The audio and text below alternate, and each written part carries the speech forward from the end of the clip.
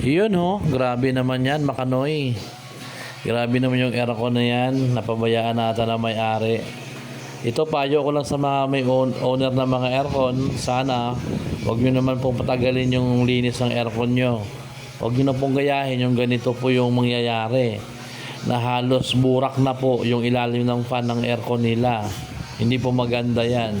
So kung may budget po kayo, palinis nyo na kaagad. Hindi naman po ganun kabigat sa bulsa nyo yan. Palinis nyo na po kaagad.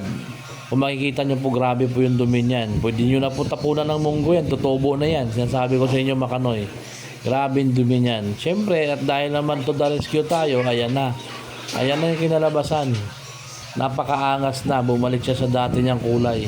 At kung makikita mo, ang sarap sa pakiramdam talaga. Na nakahinga-hinga na siya. Sigurado ako mamaya pag binuksan mo yan, ang lamig na yan. Diba? Kaya sa lahat ng mga owner ng aircon, huwag nyo nang babayaan yung aircon nyo, ha. At salamat sa tiwala. Tawag lang kayo pag kailangan nyo magpalinis ng aircon nyo at magpa-service. Nandito lang po kami. Maraming salamat.